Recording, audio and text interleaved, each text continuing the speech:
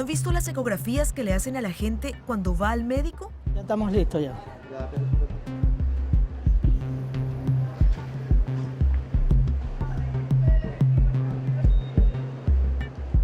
Bueno, pues esto que ven ahora tiene el mismo principio.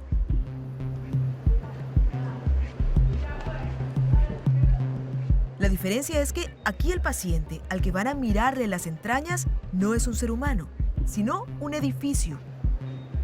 Una columna para ser exactos. Y lo que se busca es hacer un diagnóstico para saber qué tan saludable o qué tan resistente está. A través de ultrasonido, con un programa especial, yo puedo saber con precisión en qué posición está la varilla, cuál es el diámetro de la varilla y a qué profundidad dentro de la columna se encuentra. Esa información luego la paso a un computador y me la describe. Aquí están, usted ve las columnas, las vigas, las losas, y el programa analiza y ve el comportamiento dinámico, ver de qué forma el edificio se va a mover cuando ocurre un sismo.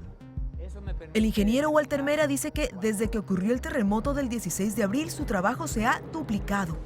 Dice que lo llaman de edificios, negocios, condominios, de todos lados. Gente que busca saber si su casa está bien construida, si su edificación aguantará en caso de un movimiento telúrico de mucha intensidad.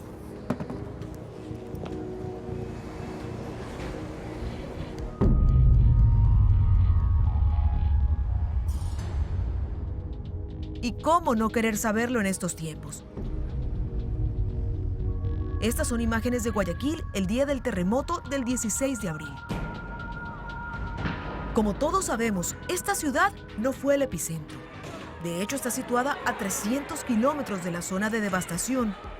Según los datos del Instituto Geofísico, Guayaquil sintió el movimiento con una intensidad de 6 en la escala de Richter, no de 7,8 como en Esmeraldas o en Manabí. Luego del terremoto comenzaron las evaluaciones en viviendas y edificios en la ciudad de Guayaquil. Continúan los trabajos en el puente a desnivel de la Avenida de las Américas en el norte de Guayaquil, que colapsó por el terremoto del pasado 16 de abril. Este inmueble, ubicado en las calles 34 y Brasil, en el suroeste de Guayaquil, presenta daños a raíz del terremoto del 16 de abril. 2 viaductos permanecerán cerrados hasta próximo aviso, pues presentan fisuras. En Ayacucho y García Moreno, 6 familias se quedaron sin hogar luego de que este condominio colapsara.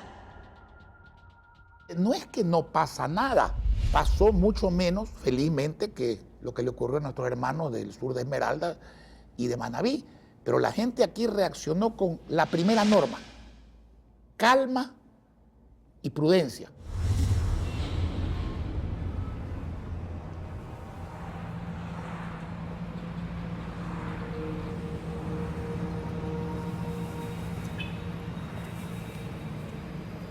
En Guayaquil, 30 edificaciones sufrieron daños estructurales.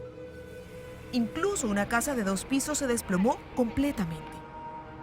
Otras 137 sufrieron daños que no comprometieron su estructura. Un paso a desnivel se derrumbó y otro tuvo que ser cerrado al tránsito para que sus columnas pudieran ser reforzadas. 2 personas murieron en esta ciudad. Y todo esto a 300 kilómetros del epicentro. El temblor que sentimos en Guayaquil como consecuencia del terremoto en Manabí y Esmeraldas es una advertencia que nos ha hecho la naturaleza sobre los riesgos en los que vivimos y los riesgos que podríamos correr si no se toman las medidas adecuadas respecto a las construcciones. Aquí hay que hacer una aclaración. Una cosa son las construcciones destinadas a vivienda u ocupación de personas, como edificios, casas o centros comerciales. Y otra, las construcciones y estructuras viales, como los pasos a desnivel. Comencemos por esta última arista. Imagino que no serán pocos los que se preguntan, ¿qué pasó? ¿Por qué a 300 kilómetros del epicentro murieron 2 personas por la caída de un puente en Guayaquil? O más directo aún, ¿por qué se cayó el puente? Por el terremoto. Así de tajante, el alcalde de la ciudad resume en una palabra las causas de la caída del paso a desnivel de la Avenida de las Américas. No lo construimos nosotros. ¿Hubo mantenimientos definitivamente. necesarios? Siempre hay el mantenimiento necesario. Y extiende la respuesta hasta el resto de puentes de la ciudad. 17 pasos elevados tiene la ciudad. 15, todos fueron analizados. El otro, porque los otros 15 están sin ningún problema, sufrió un daño estructural. Dicho sea de paso, tampoco fue construido por nosotros. Más allá de que pudo haber sido construido por nosotros, y bien construido y ayer. No es así, pero aclaro ambas cosas. Técnicamente se lo apuntaló para que la metrovía pueda seguir pasando por debajo de él. Y ese encamisamiento, que está por concluir en unos 30 días, permitirá la reutilización sin problemas del paso elevado.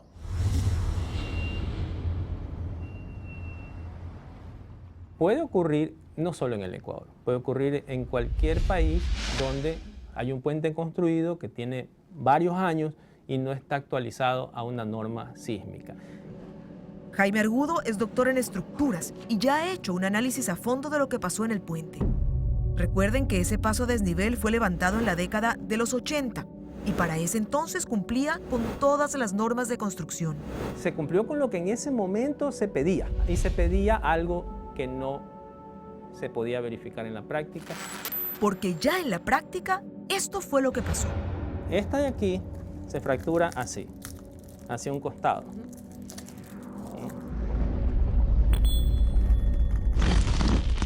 A lo que se fracturan hacia un costado, no se caen totalmente porque estas las están ayudando, pero quedan incapacitadas para sostener la carga vertical, la carga del tablero.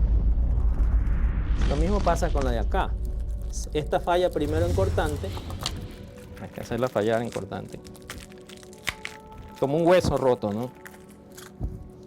Esta falla en cortante, y cuando ya esto no sostiene carga, y solo están trabajando las de acá, es demasiado carga para las del centro, ¿no? Entonces se aplastan. Y lo que yo sentí fue que cayó algo, como un sonido de un avión, algo así. Sí. Fue un segundo. Fue un segundo. Luego el carro se activó su alarma. Estuvo como unos 2 segundos o 3 segundos la alarma encendida y luego se apagó. Y todo quedó con muros de concreto sobre mí. Teresa Rodas, ahora viuda de Patiño, cuenta que no entendía lo que pasaba, que no se dio cuenta de que era un puente el que había caído sobre el auto en el que viajaba con su esposo, que en su mente ni siquiera existía la posibilidad de que un puente pudiera caer por un temblor. Pero cayó, y como consecuencia su esposo está muerto, y ella recuperándose de una lesión en la espalda que requirió operación. Para nuestra familia, este mes ha sido un mes en el que nosotras aún no sentamos los pies sobre la tierra. O sea, es algo que nos parece increíble creer que de un momento a otro las cosas y nuestra vida haya cambiado. La vida de nosotros y la de muchas personas más ha cambiado. Jorge Patiño tenía 2 hijas. Andrea es la mayor. Tiene 20 años y más preocupaciones de las que puede manejar. Mi papá era la persona que nos sostenía emocionalmente, como ya lo dije, y económicamente. Mi papá era la persona que traía el pan a la casa, literal, traía el pan a la casa todos los días. La persona que nos brindaba seguridad, la persona que en ningún momento se nos ocurrió que nos iba a faltar. Nosotras como hijas nos vemos un poco atemorizadas porque no sabemos qué va a pasar, nuestra mamá está así. Entonces, de un momento de que ellos nos cuidan, se intercambian los papeles y ahora nosotros tenemos que ponernos fuertes y cuidarlos. Aprovechando la entrevista al alcalde, le pregunto si el municipio tiene previsto ayudar de alguna forma a sus damnificados, a las familias de las 2 personas que murieron en Guayaquil. La respuesta es sí, pero... Humanamente, toda la ayuda del mundo dentro de las posibilidades que tengamos, humanamente. Hay que ser solidarios. Si hemos sido solidarios con hermanos de Manabí, con hermanos de Esmeralda, ¿cómo no vamos a ser solidarios con los guayaquileños? Legalmente, ninguna, porque el municipio no tiene ninguna responsabilidad en lo ocurrido.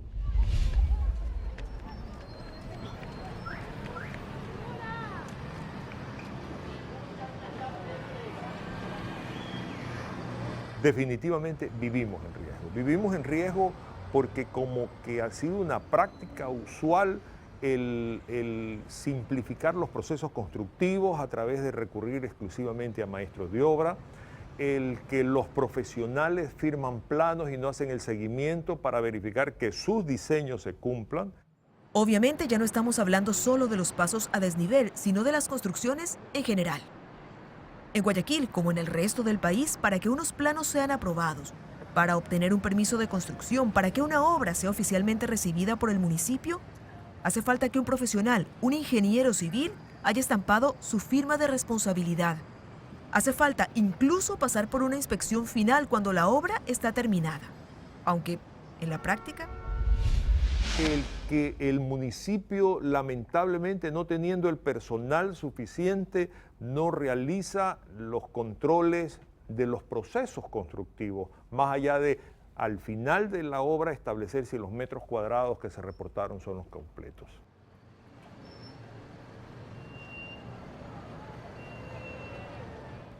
Es usual que las familias ecuatorianas inicien un proyecto y se queden hasta donde les dan los recursos o hasta donde resuelven el problema inmediato. Esto significa dejar la losa y dejar lo que se llaman los chicotes para un piso superior. Pero esas varillas expuestas pueden quedar años ahí. La corrosión va haciéndole perder la capacidad de resistencia de esas varillas, de tal manera que cuando ya deciden aumentar los pisos, ya no va a ser la misma resistencia prevista en un diseño original y puede tener un punto de conflicto y puede tener un colapso. Normalmente los que habitamos ahora aquí, antes venimos, construíamos por construir, porque o sea, uno nunca piensa lo que va a pasar mañana. Entonces, ese es el pequeño detalle que... O sea, llamar arquitecto, ingeniero civil para una construcción. No lo hay. Y bueno, en parte porque de eso debería de corresponderle al municipio, porque quienes construimos a veces la situación económica no nos da para contratar a un ingeniero, un arquitecto. Aquí se construía entonces de una forma, pero desde que nosotros llegamos a la alcaldía, las normas de construcción se actualizan permanentemente. Ahora vamos a hacer algo adicional, vamos a optimizar las normas de construcción. ¿Cuál es la diferencia? Contratar consultoría internacional con experiencia en países de alto riesgo sísmico, donde el Ecuador, Dios quiera que no sea así, pero parece que podría haber entrado, para que revisen nuestras normas de construcción. Y si hay que optimizarlas, las optimizaremos. hay una pregunta que queda pendiente y que quizá debió ser la primera en este informe. ¿Hay riesgo sísmico en Guayaquil? ¿Podría la ciudad esperar un gran terremoto como ha ocurrido en Manabí y en Esmeraldas? El investigador del Instituto Geofísico dice que el problema en Guayaquil no es necesariamente que se convierta en la zona del epicentro. Los sismos lejanos repetidamente han dañado a Guayaquil ya. Sino que, para mala suerte de la ciudad, está ubicada justo en el camino de las ondas sísmicas provenientes de otros lugares. No debemos pensar en terremotos en Guayaquil, sino en aceleraciones en Guayaquil, en sismos sentidos o sismos dañinos que viniendo de varias fuentes llegan a la zona en la cual Guayaquil está asentado. Pensemos en un columpio. Cuando yo quiero darle vuelo al columpio, como decimos acá en la sierra, me paro en el sitio exacto y le empujo un poquito, y después me voy para atrás y le empujo otro poquito, y después me voy para atrás y le empujo otro poquito, y logro, en realidad, con poco esfuerzo, hacer que su oscilación sea muy grande.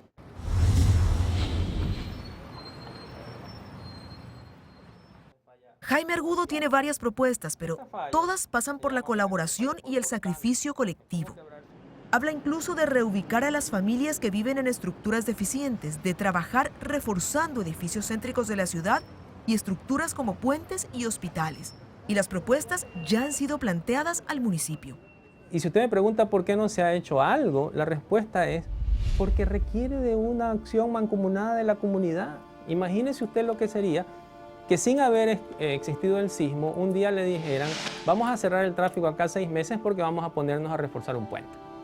¿Usted cree que la gente va a estar feliz? No, porque la seguridad sísmica cuesta y compromete a todos. ¿Dónde estamos viviendo? ¿Dónde estamos parados? Nosotros como ecuatorianos siempre pensamos que estamos exentos a que nos pase cualquier tipo de cosa. Vemos en las noticias que pasa en otros lados del mundo, pero nunca pensamos que nos va a pasar a nosotros. No es exagerado decir que ese sábado todos cambiamos un poco. No solo por la tragedia, sino porque entendimos que somos vulnerables. Y que vale la pena hacer caso a las advertencias porque, como Ecuador descubrió ese 16 de abril, en cualquier momento pueden hacerse realidad.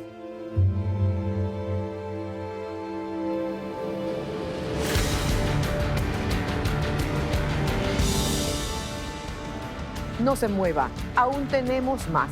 Esto es Ecoavisa y su visión 360, tercera temporada.